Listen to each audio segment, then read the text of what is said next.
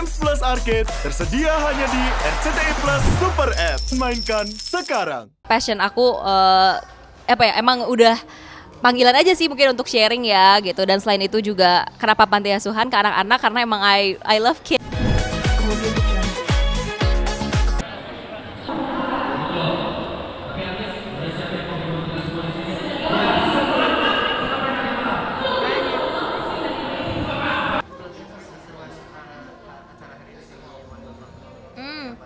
Hari ini aku nyanyi dan seru banget tadi lihat antusiasmenya meskipun lagi hujan-hujan, ya pokoknya seru deh. Tadi tuh nyanyi lagu terbaru juga. Iya lagu aku judulnya yang paling baru At Least We Tried. Ini lagu yang sebenarnya bisa dibilang sangat menunjukkan idealisme aku sih karena dari sisi penulisan lagu, melodi dan semuanya itu sesuai aku banget. Dan ini lagu yang menurut aku kalau lagu galaunya aku tuh kayak gini gitu. Jadi galau versi aku. Iya. Jadi emang yang nyiptain liriknya full aku semua. Kalau melodinya aku bareng sama Martinus Tintin sama Abram. Dari novel, judulnya Wuthering Heights, salah satu classic literature gitu. Dan sebenarnya karena aku suka sama karakter utamanya dan aku rasa aku bisa nulis secara kisah cinta yang mungkin kesannya kayak toxic tapi emang very kompleks aja gitu. Belum ada sih, belum ada plan, cuman ditungguin aja, semoga maybe next year ya baru.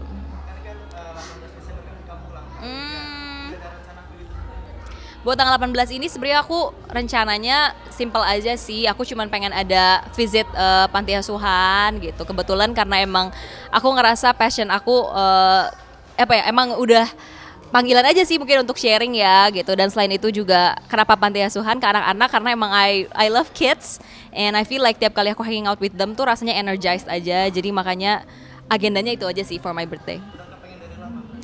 Udah pengen dari lama dan sebenarnya ini kali kedua aku berarti karena tahun lalu aku seperti ini dan aku ngerasa lebih ngena aja kali ya karena kalau yang kayak makan-makan kumpul sama teman terus kayak merayakan birthday kayaknya udah lumayan udah biasa lah setiap tahun biasanya seperti itu gitu dan ketika tahun lalu kayak gini rasanya beda dan sekarang pengen yang lebih besar lagi aja sih impactnya gitu.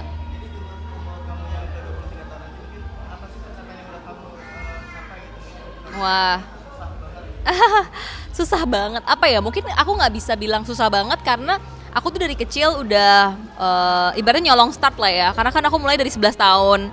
Dan itu pun aku di saat sebenarnya aku nggak tahu aku udah membangun karir tapi sebenarnya jadi sebuah framework untuk membantu aku sekarang gitu. Jadi makanya kalau dibilang susah banget, I cannot say that it's super hard. Cuman mungkin yang paling struggle malah ketika pas sekolah ya, karena kan aku sekolah harus sambil syuting juga, bagi waktunya gitu dan lain macam sebagainya. Cuman aku bersyukur banget karena I have such a good support system dari keluarga aku yang emang support banget dan aku juga punya fans aku yang emang sangat baik dan sangat mensupport aku. Jadi makanya I feel like it's just so much easier for me supaya bisa sustain in this industry because of my parents and also because of my fans. Di entertainment dan mungkin di studi juga ya karena kan aku ngejalanin dua-duanya gitu. Mungkin one of the hardest part ya emang menyeimbangkan antara kedua hal itu gitu. Aku pengen banget sebenarnya mengkombinasikan dua aspek tersebut. Jadi education sama entertainment gitu. Karena menurut aku itu yang dua hal yang dari dulu emang aku kerjain dan emang aku ada panggilan ke sana karena banyak banget orang yang berpikir education sama entertainment tuh berlawanan gitu. Padahal kalau menurut aku pribadi, aku merasa bisa gitu. Karena education tuh gak harus selalu di sekolah dan entertainment tuh gak harus selalu gak akademis sama sekali gitu. Jadi makanya I really want to bridge that antara dua aspek tersebut dan juga ingin mematahkan stigma orang bahwa education itu gak bisa fun, entertainment tuh gak bisa edukatif. Jadi pengen banget bikin edutainment media lah gitu one day. Iya. Yang paling utama edutainment sih sebenarnya karena emang ada project yang aku lagi kerjain juga gitu. Kebetulan emang this year adalah kali pertama aku nge-launching yang namanya Neuron Edu, yaitu platform belajar aku dan aku senang banget responnya bagus. Jadi makanya next year mau lebih build up from that gitu karena aku udah nemuin marketnya nih, kira-kira pengen lebih bisa explore di dunia sana gitu. Jadi emang next year fokus utamanya ke sana sih gitu. Aku plan liburan sama keluarga aja sih, karena emang udah kayak jadwal tahunan ya gitu. Jadi emang papa aku tuh tipikalnya yang kayak dari awal tahun tuh udah sounding kita bakalan pergi ya gitu tanggal segini. Jadi tolong kosongin schedule supaya nggak ada yang namanya tuh nggak bisa gitu pas udah last minute. Jadi makanya udah di planning dari awal tahun dan liburan aja sama my family. Tahun ini ke Taiwan.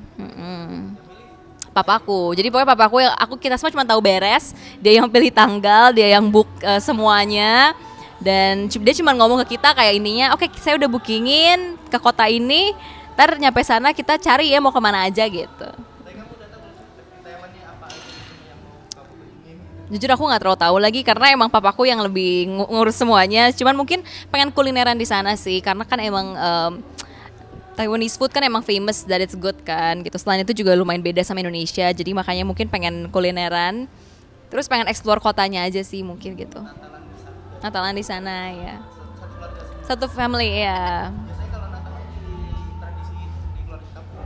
Biasanya kita Natalan lagi liburan sih gitu. Jadi emang beda-beda kita lihat kayak dalam kota tersebut atau negara tersebut culture-nya apa. Kita coba kayak follow the culture. Tapi kalau misalnya pernah sih kalau lagi kayak dalam lagi nggak kemana-mana ya kita kumpul keluarga aja sih karena emang semua all of my family members itu super family oriented gitu, even though semuanya punya kesibukan masing-masing gitu. Jadi makanya Christmas itu one of the times dimana kita bisa kumpul bareng dan juga bener-bener spend time tuh yang tanpa distractions gitu. Buat semuanya, I just want to say Merry Christmas and Happy New Year. Semoga Christmas kali ini dan juga New Year tahun depan bisa bring us joy dan all the best for all of us.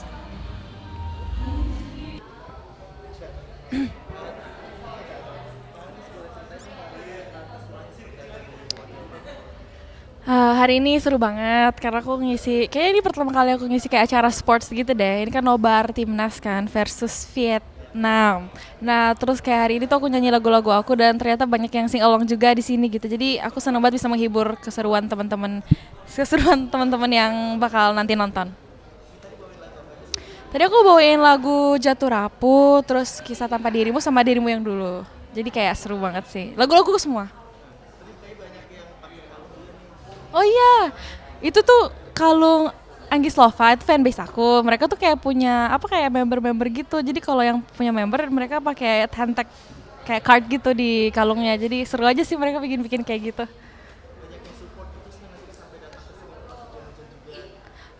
Banyak banget sih yang support karena kayak hujan-hujan gini kan cuacanya harusnya kayak orang mager buat jalan ke sini kan. Jadi aku sangat appreciate mereka yang datang ke sini dan untuk nonton aku. Jadi kayak sehat-sehat kalian semuanya.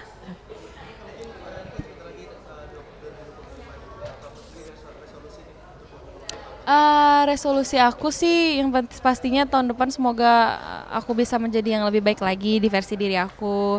Terus apa ya, aku semakin banyak berkarya terus dan ngeluarin lagu-lagu dan semoga banyak yang apa ya suka sama lagu-lagu aku gitu. Kenapa Kak? Sorry. Pencapaian yang paling susah dicapai dari awal karir mungkin sampai sekarang. Pencapaian susah dicapai mungkin dari lagu yang dikenal orang sih. Itu salah satu impian dan cita-citaku dari kemarin dan akhirnya belum apa ya, belum bisa cukup bilang tercapai, tapi aku udah bersyukur banget untuk sekarang Kisah Tanpa Dirimu itu udah banyak yang tahu dan sing along. Jadi aku sangat bersyukur banget sih.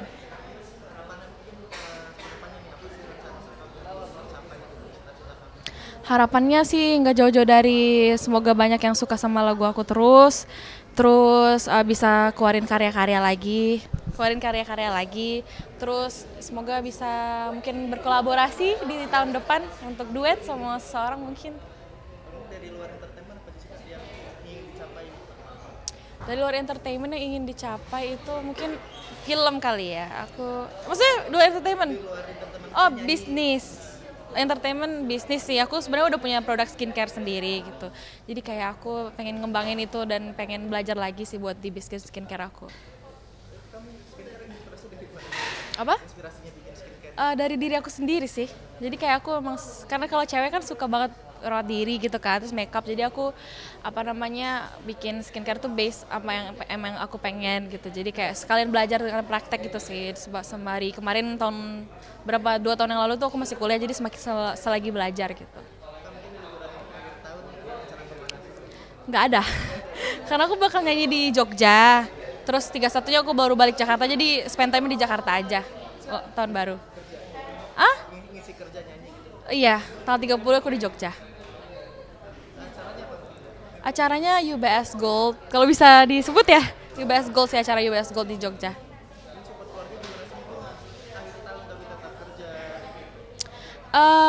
Support aja, mama juga nggak ada ngerasa, orang tua aku nggak ada ngerasa kok malah tahun baru kerja gitu, tapi mama malah support kayak bagus lah ada rezeki gitu. Ini kan kamu lagi pakai baju bola. Ini sebenarnya baju bola pacar aku.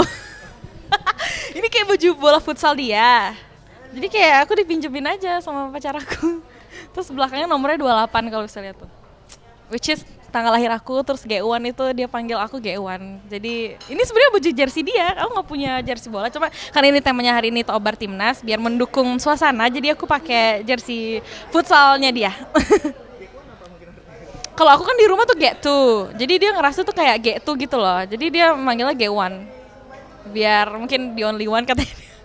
Gitu lah pokoknya. Enggak, tapi yang lebih ngerti bola tuh pacar aku. Jadi kayak dia yang sering nonton, aku cuma ikut-ikut aja, cuma oh ya ini menang oh ya gitu.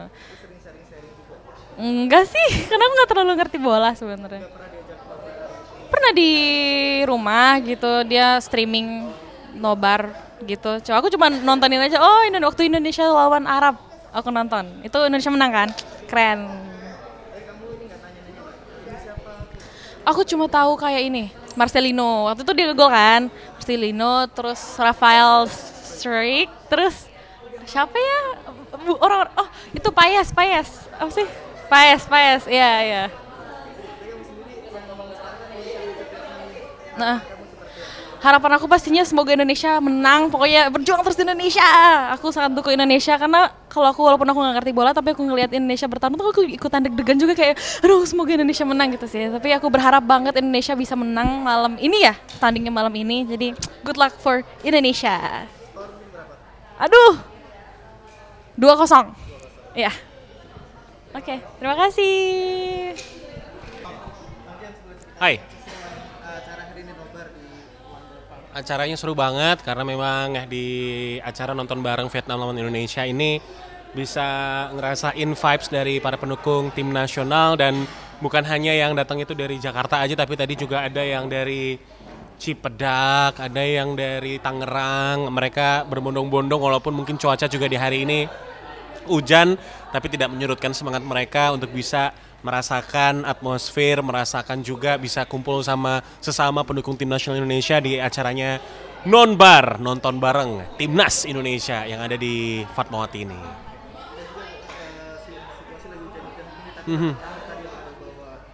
Iya, ramai banget dan bisa nyanyi bareng tadi, sembari juga melihat beberapa performance ya yang jadi pengisi acara di acara Nonbar Vietnam lawan Indonesia. Banyak banget performance-nya, mulai dari Agatha Chelsea, terus habis itu ada Anggis, habis itu ada Putu ya kalau nggak salah ya. Dan nanti yang menarik dan juga yang mungkin akan berjalan meriah ya ada PW Gaskins ya. Tapi tetap yang menjadi objeknya adalah pertandingan Vietnam lawan Indonesia, itu yang kita tunggu-tunggu.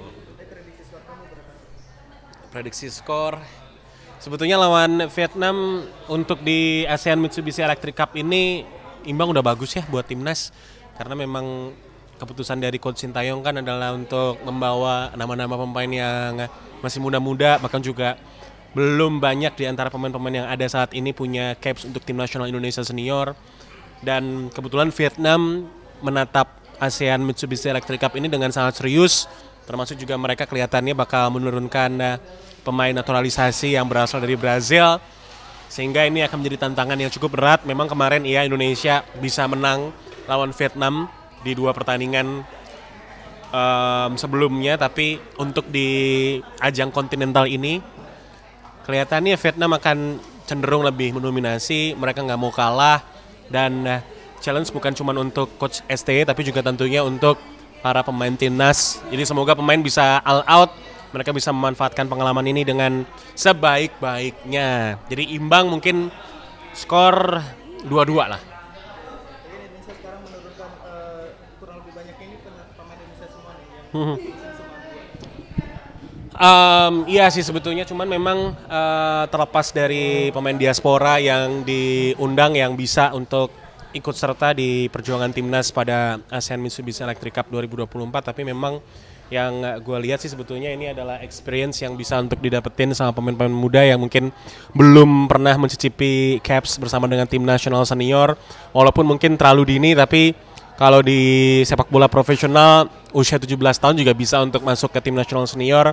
Jadi sehingga memang para pemain yang diberikan kepercayaan oleh STY mereka bisa betul-betul mengimplementasikan apa yang diinginkan oleh coach STY melalui pendekatan taktikalnya. Walaupun memang kalau misalkan dari point of view gue sedikit menyayangkan di saat beberapa nama-nama pemain Indonesia yang secara usia jauh lebih matang yang mungkin sering mengisi pemain-pemain terbaik di Liga 1 yang justru malah nggak diundang, tapi balik lagi ya. Nah sudah jadi bubur, semoga keputusan dari coach STY ini untuk melihat untuk berkiprah di ASEAN Mitsubishi Electric Cup 2024 bisa berhasil begitu. Terakhir ini ucapannya kalau Indonesia menang dan kalau Indonesia kalah. Oke, apa ini tadi? Kalau Indonesia menang sama kalah, Aha. ucapannya mendukungannya gitu. Oh ucapannya. Audio Jungle.